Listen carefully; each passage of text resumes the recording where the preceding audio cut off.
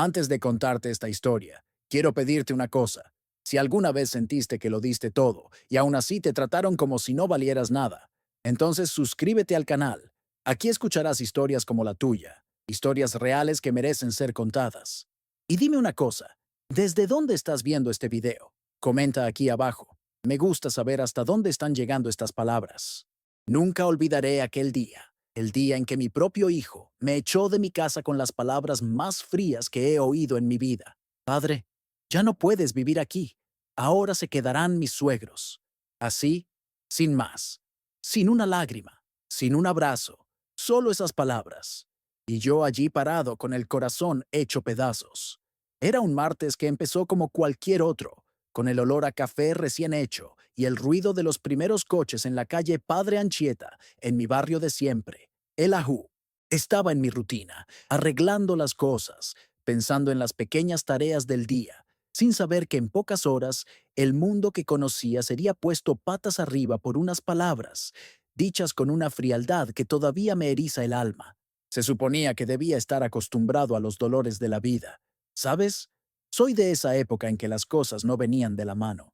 Mi nombre es José Ángel, pero la mayoría me conoce como Don José. Ya tengo 83 años encima, y aunque el cuerpo ya no responde como antes, te digo que el corazón todavía aguanta. Nací en una aldea en Guanajuato, donde la vida no era fácil, pero era honesta. Mi padre me enseñó a trabajar desde niño. La tierra, los animales, el martillo, el cemento. Todo lo aprendí con él y siempre tuve en la cabeza la idea de que lo más importante era la familia. Por eso, cuando me casé con Marisol y llegaron mis dos hijos, Luis y Daniel, me juré a mí mismo que ellos tendrían lo que yo no tuve: un hogar firme, comida en la mesa y una educación que les abriera puertas. Me pasé la vida trabajando, primero en el rancho, luego me fui a la ciudad porque el campo ya no rendía lo suficiente. Fui albañil por muchos años, cargando bloques, mezclando concreto, construyendo casas para otros mientras soñaba con terminar la mía. Y sí, con el tiempo lo logré. Una casita sencilla de paredes gruesas, con su patio y su huerta. Nada lujoso, pero mío, nuestro. Allí mis hijos crecieron. Allí corrían. Allí aprendieron a andar en bicicleta. ¿Sabes? Siempre creí que el valor de un hombre no reside en lo que tiene, sino en lo que hace, en aquello que construye y representa para las personas a su alrededor. Y me enorgullecía, de verdad, de haber criado a mis hijos con toda la dignidad que pude ofrecer, de haberles proporcionado la oportunidad de estudiar, algo que yo mismo no tuve la oportunidad de hacer. Renuncié a muchas cosas a lo largo de la vida para poder ver sus sonrisas, para presenciar cada graduación, cada primer empleo. Pensaba que esa, sí, era la mayor riqueza que un padre podía acumular a lo largo de la vida, y por muchos años realmente fue mi mayor fortuna. Los domingos eran sagrados, con las visitas llenas de vida, el olor inconfundible del pastel de maíz que Marisol preparaba con tanto cariño, las risas de los nietos corriendo y jugando por la casa. Aquello para mí era el paraíso, mi pedacito de cielo aquí en la tierra. Pero, ¿sabes cómo es el tiempo? Es implacable y lamentablemente se lleva consigo a las personas que más amamos, sin pedir permiso. Perdí a Marisol cuando solo tenía 52 años. Un cáncer rápido, de esos que llegan de sorpresa y no nos dan tiempo a despedirnos bien, sin previo aviso, sin un último abrazo. Y allí me quedé yo, solo, criando a Luis y Daniel. Luis siempre fue más serio, más reservado, del tipo que guarda todo para sí, pensando y repensando 1000 veces antes de hablar. Daniel, en cambio, era más alegre, más expansivo, siempre más atento y preocupado por los demás. Pero los dos, cada uno a su manera, siguieron adelante, estudiaron con ahínco, trabajaron duro y formaron sus propias familias. Con el paso de los años, ya jubilado, seguí viviendo solo en la casa. Las visitas fueron disminuyendo, las llamadas se hicieron más cortas, pero yo, en el fondo, lo entendía. Los jóvenes siempre tienen prisa. La vida moderna es agitada, llena de responsabilidades y compromisos que aprietan. Me acuerdo de sentarme en el sillón de la sala, ese de terciopelo gastado que tanto le gustaba a Marisol y que traía consigo tantos recuerdos, y quedarme allí, en silencio, observando la calle. El movimiento constante de los coches, los niños jugando despreocupadamente en la acera, el sonido de sus risas resonando en el aire, y con cada risa que oía, sentía una punzada en el pecho, un doloroso apretón. Era como si la vida estuviera pasando por mí, vibrante y llena de acontecimientos, y yo, allí, un mero espectador de mi propia soledad, observando todo de lejos. Pensaba en los incontables consejos que di a mis hijos, en las noches en vela que pasé preocupado, en las angustias que guardé solo para mí, para no sobrecargarlos. Y me preguntaba, incesantemente, ¿dónde me equivoqué? ¿Dónde se perdió el respeto? ¿Se desvaneció la consideración? ¿Será que fui, de alguna manera, un mal padre? ¿Un abuelo ausente que no supo hacerse presente en sus vidas? Los recuerdos venían como flashes rápidos y, a menudo, dolorosos, pasando por mi mente como una película antigua.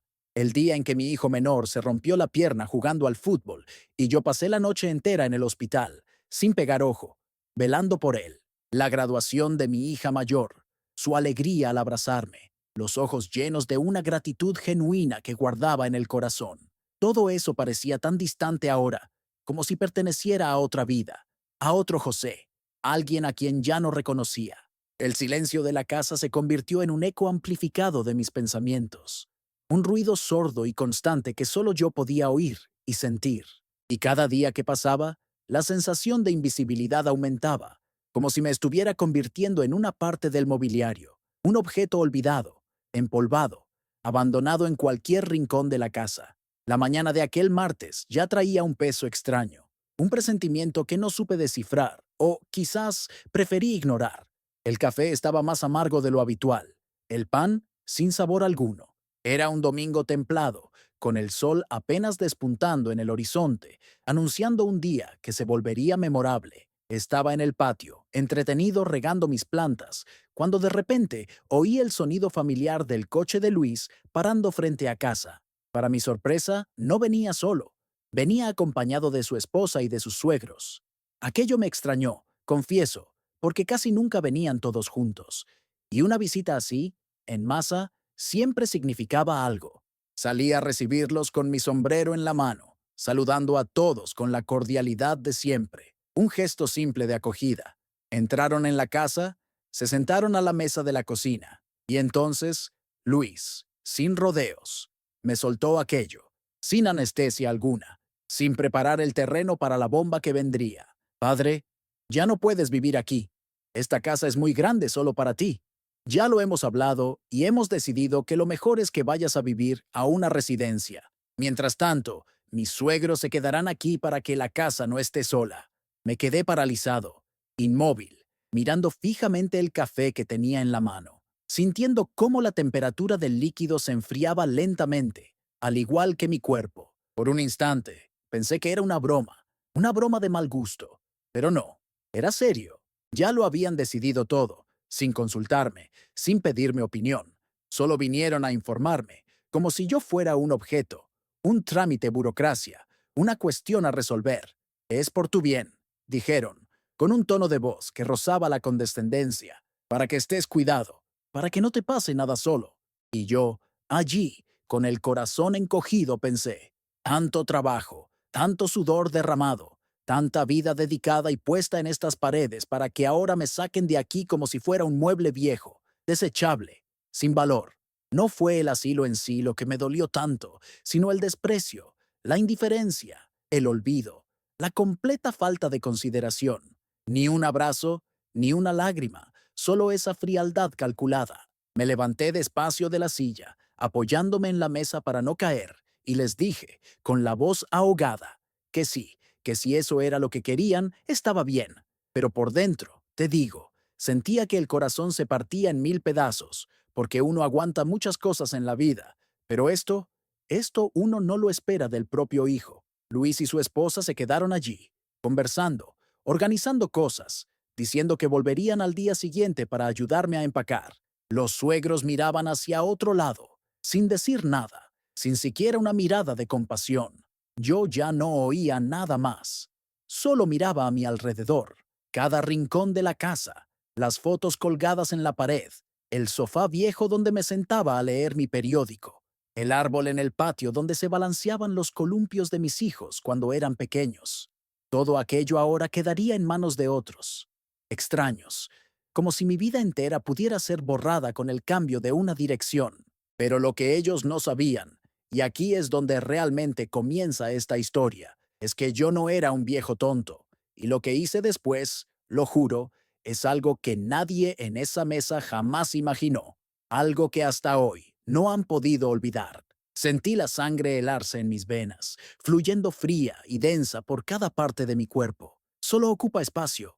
La frase, dicha con una indiferencia cortante, martilleó en mi cabeza, resonando en cada célula de mi ser. ¿Yo?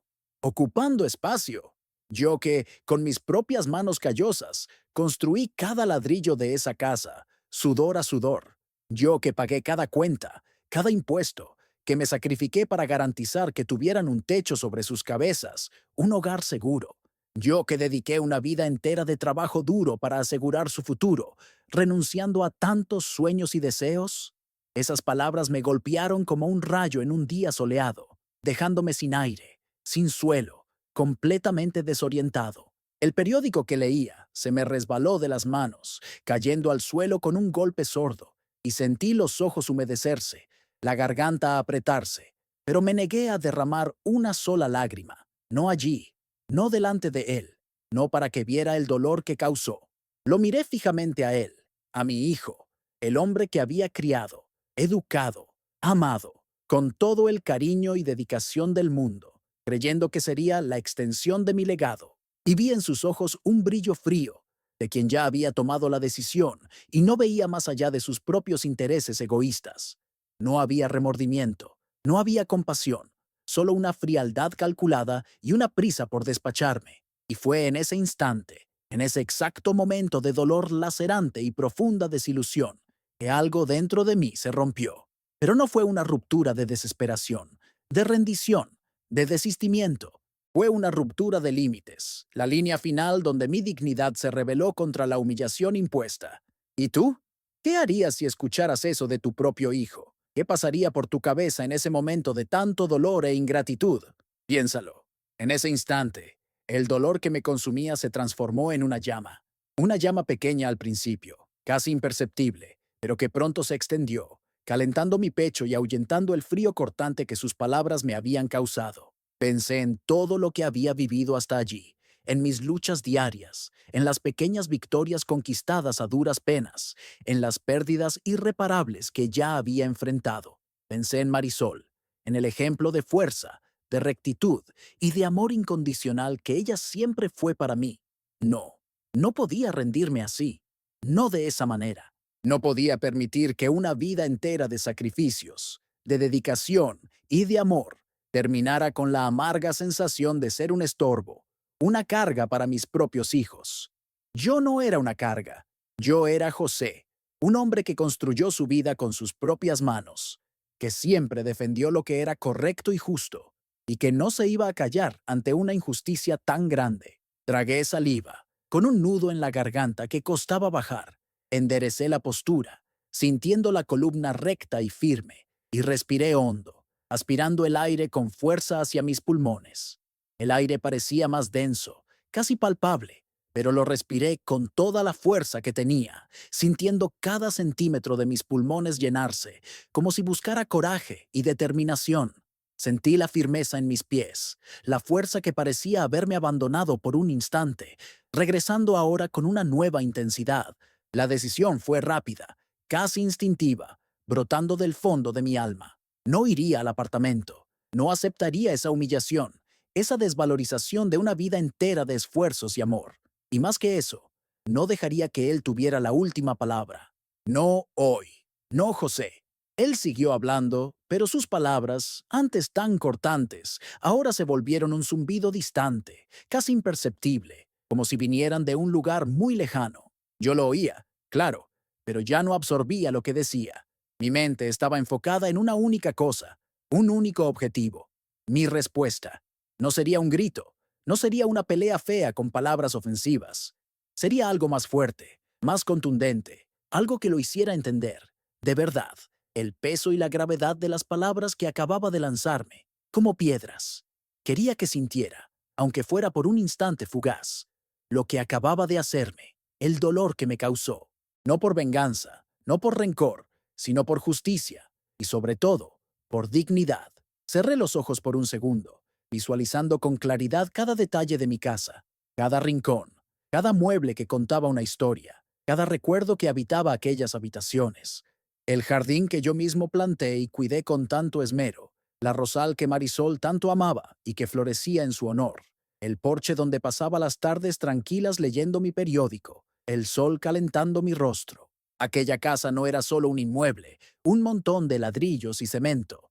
Era mi historia viva, mi refugio seguro, mi legado construido con sudor y amor.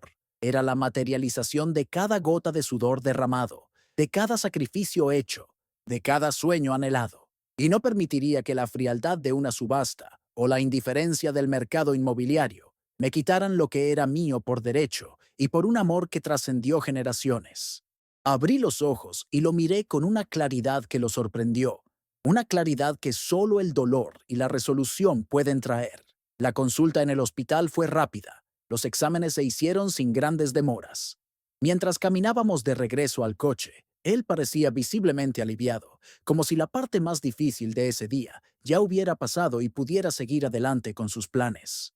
Empezó a hablar animadamente sobre los detalles del apartamento, sobre las supuestas ventajas de una vida más práctica y mejor para mí, sin percibir la tormenta que se formaba dentro de mí. Y fue ahí cuando lo interrumpí, sin dudarlo. Me detuve en medio del pasillo del hospital, justo frente a la recepción, donde había varias personas esperando y observando la escena. Mi voz salió tranquila, sin alteración en el tono, pero con una firmeza que ni siquiera sabía que aún poseía. Una voz que no admitía réplica. Luis, dije, mi voz resonando en el ambiente silencioso y algo tenso del hospital, llamando la atención de los que estaban cerca. Dijiste que solo ocupo espacio, ¿verdad? ¿Que no sirvo para nada más? Él me miró, un poco desconcertado por mi interrupción inesperada y por mi tono de voz decidido, pero asintió lentamente con la cabeza, confirmando sus crueles palabras. Pues bien, esa casa que tanto quieres vender es el resultado de una vida de trabajo duro. Cada ladrillo, cada teja, cada mueble ahí dentro representa una parte de mi historia, un recuerdo, un sacrificio, y no te daré un centavo de ella, ni uno, porque no está en venta para ti. Su semblante cambió drásticamente, su rostro palideció, la sorpresa y el shock se apoderaron de su expresión. Continué, sintiendo la fuerza de mis palabras impulsarme, como si una energía renovada se apoderara de mí. Esta casa es mía, Luis. Siempre lo ha sido, desde el primer ladrillo que puse con mis propias manos. Nadie, absolutamente nadie, puede decidir por mí lo que hago con ella, y mucho menos expulsarme de mi propio hogar. Luis se quedó sin palabras, completamente enmudecido. Balbuceó algo, sin poder formar una frase completa, como queriendo decir que no era eso lo que querían, que solo pensaban en mi bienestar, en mi seguridad. Pero yo ya no estaba allí para escuchar excusas baratas o justificaciones vacías.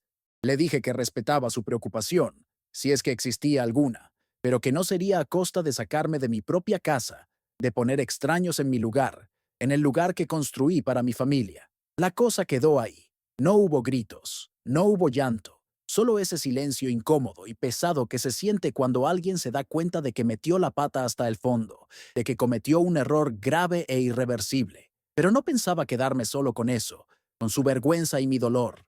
Sabía que si lo dejaba pasar, si me callaba, algún día podrían intentarlo de nuevo, quizás de una forma aún peor, más agresiva.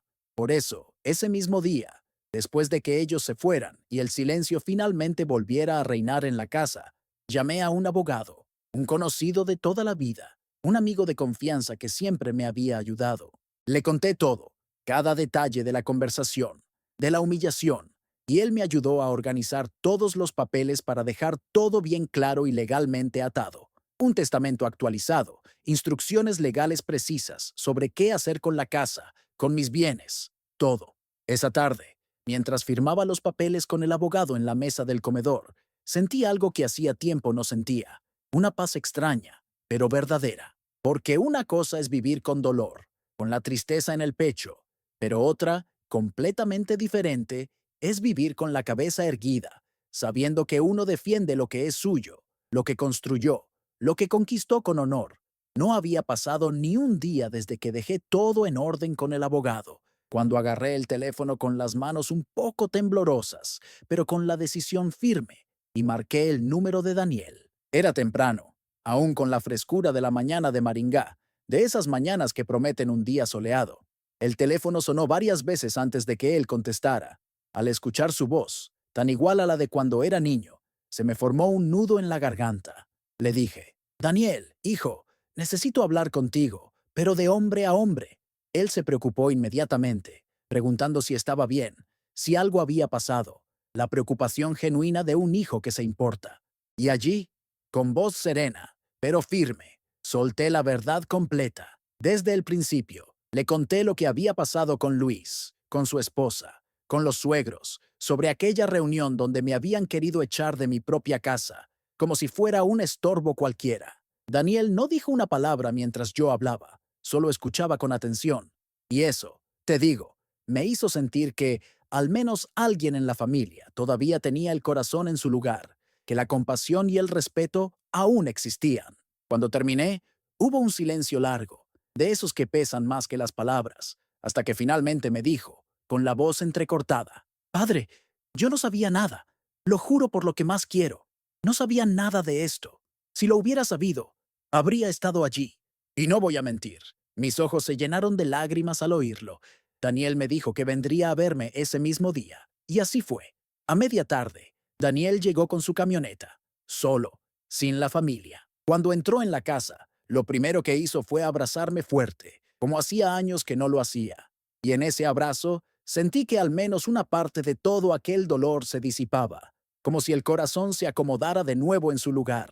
Nos sentamos a la mesa con 2 cafés recién hechos y yo le mostré también los papeles que había preparado con el abogado. Daniel los miró, asintiendo, diciendo que era lo correcto, que esa decisión me traería paz.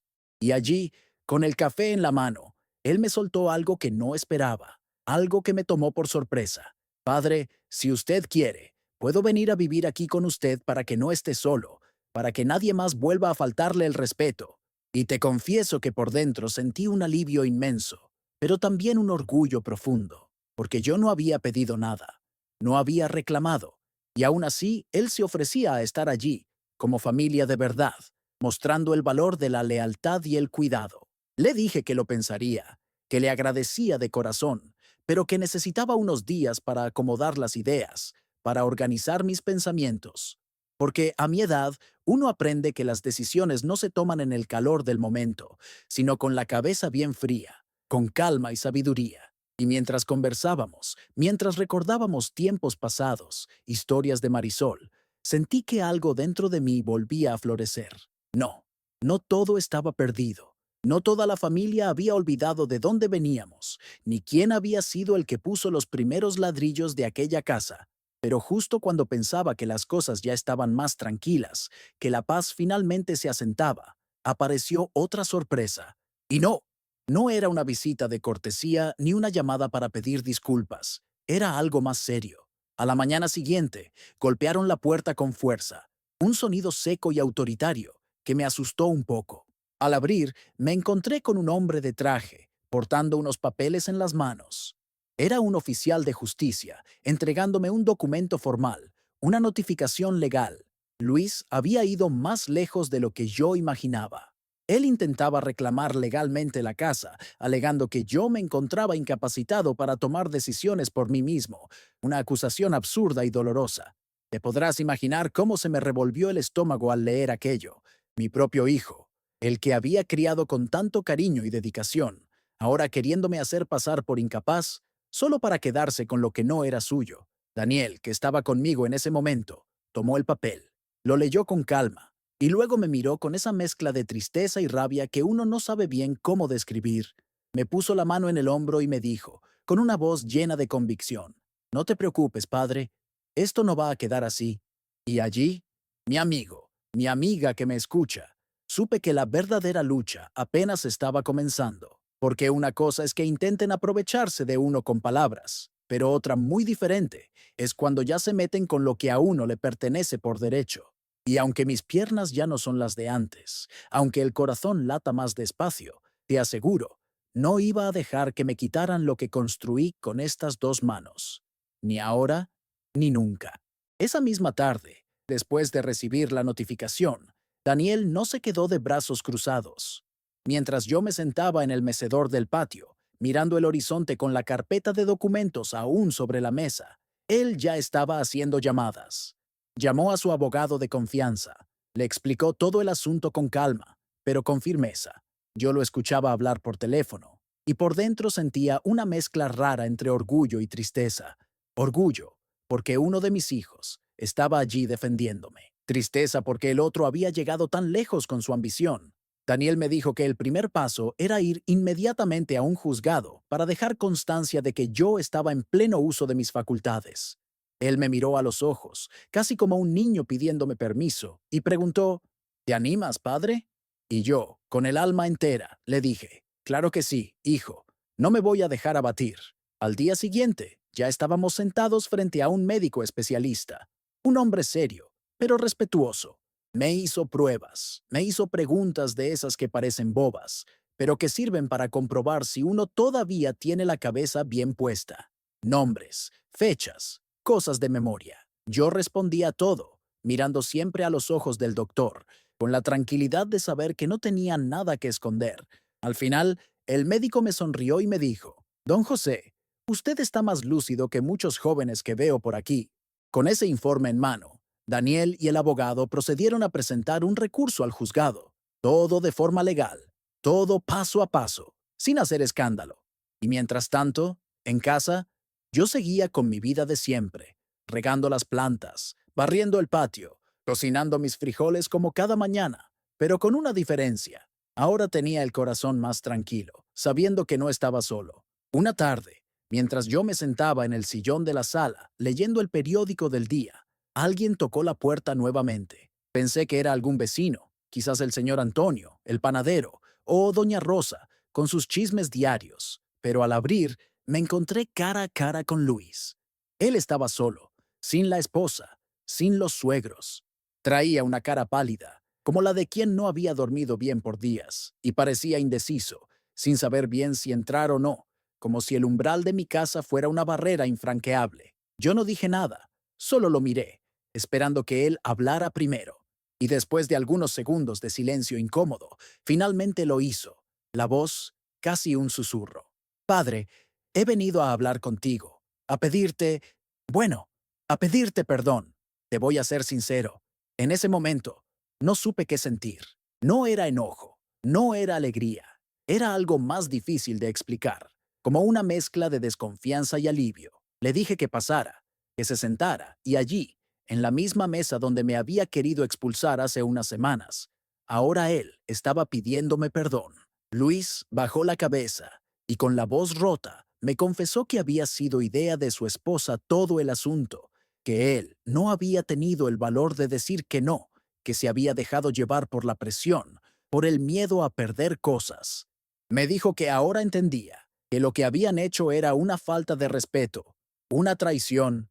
Lo escuché en silencio, sin interrumpirlo, y cuando terminó le dije algo que había guardado en el corazón durante todos estos días.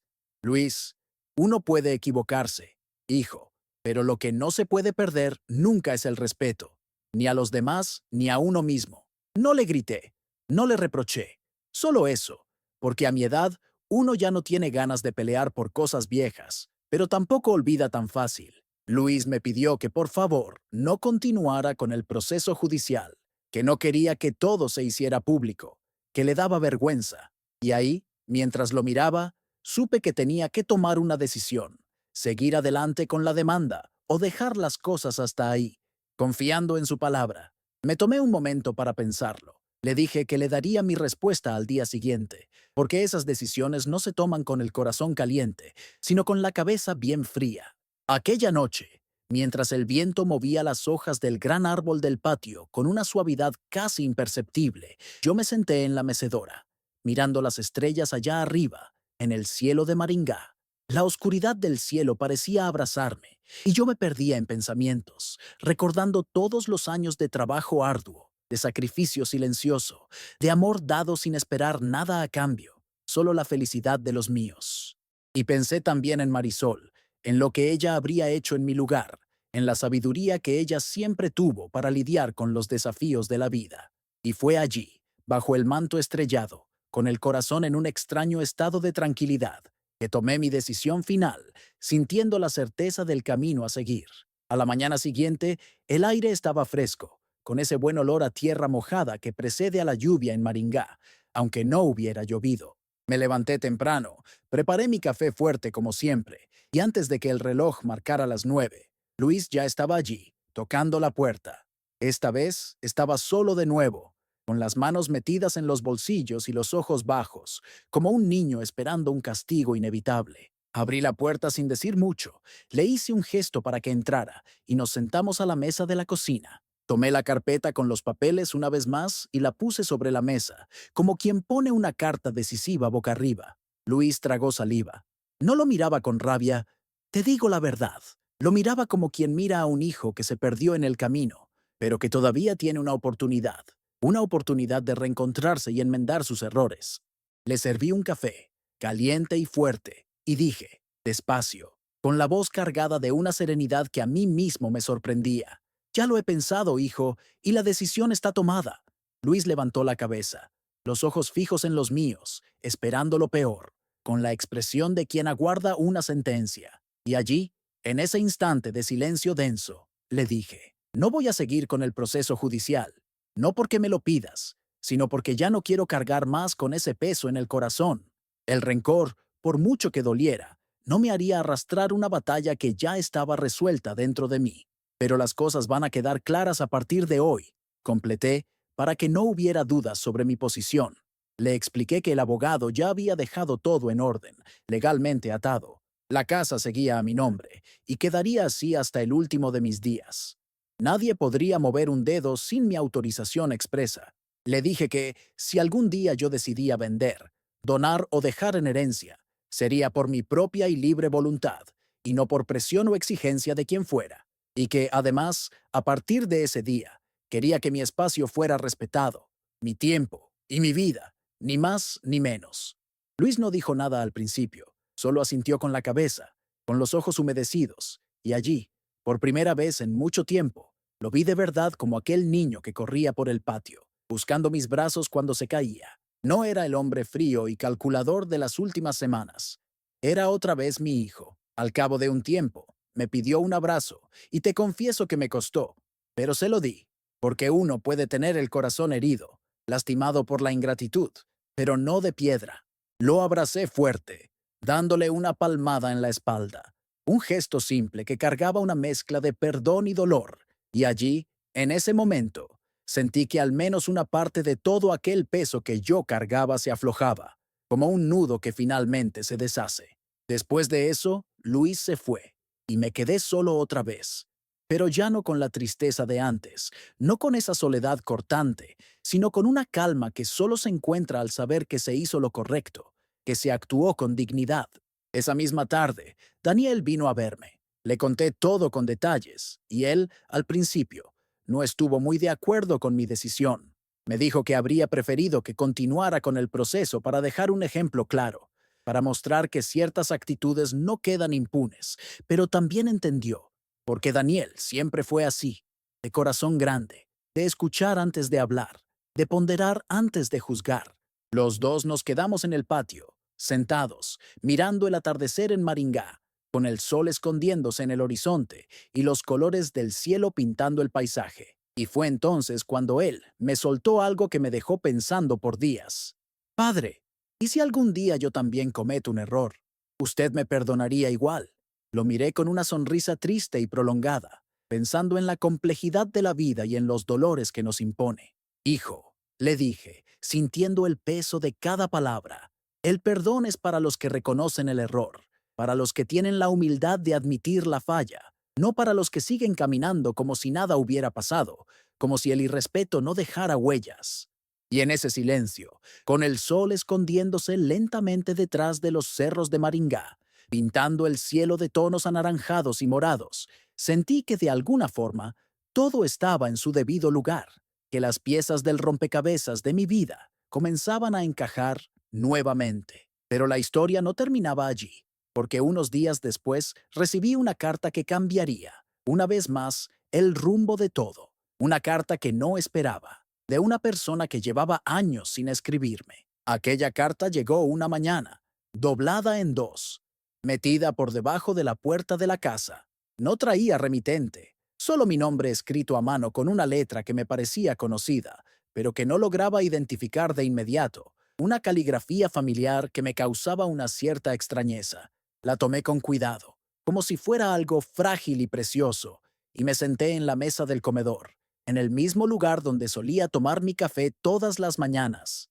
La abrí despacio, sin prisa, y cuando empecé a leer las primeras líneas, el corazón me dio un salto, un golpe fuerte en el pecho.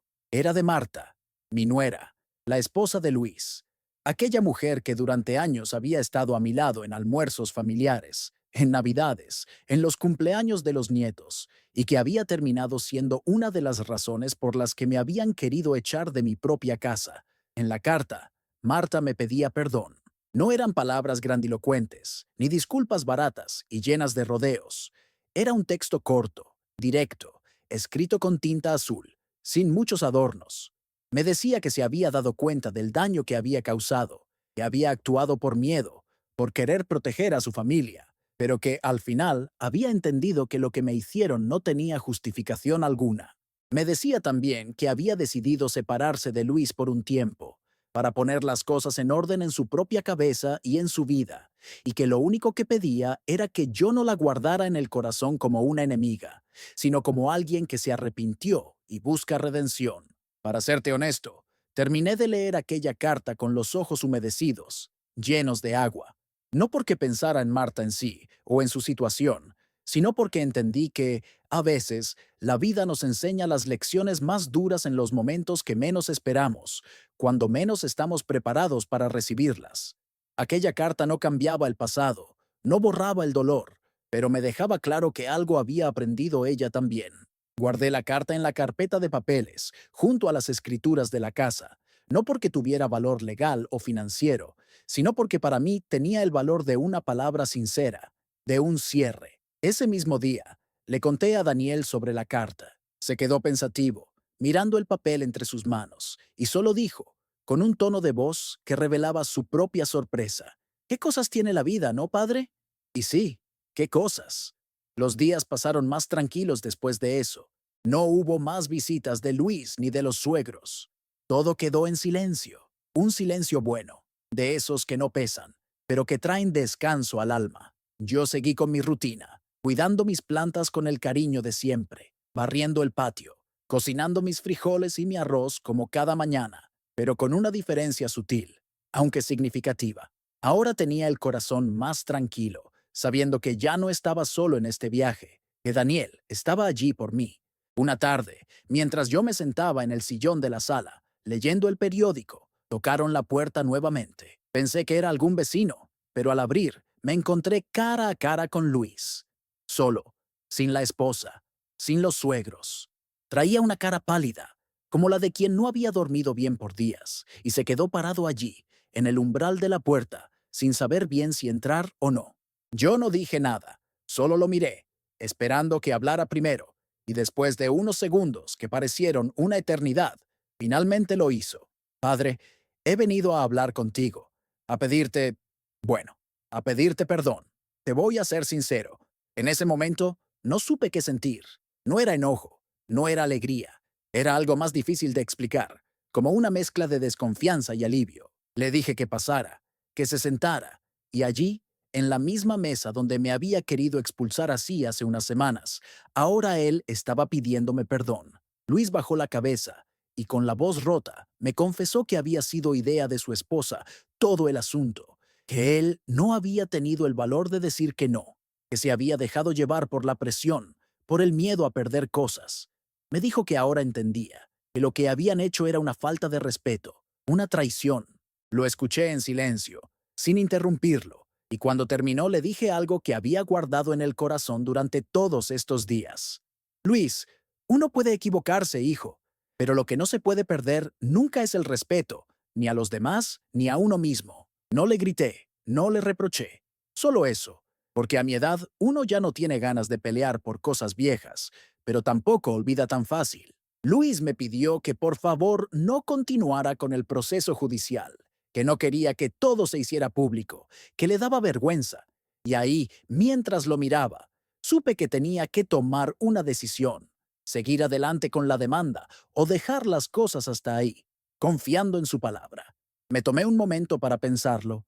Le dije que le daría mi respuesta al día siguiente, porque esas decisiones no se toman con el corazón caliente, sino con la cabeza bien fría. Aquella noche, mientras el viento movía las hojas del gran árbol del patio con una suavidad casi imperceptible, yo me senté en la mecedora, mirando las estrellas allá arriba, en el cielo de Maringá.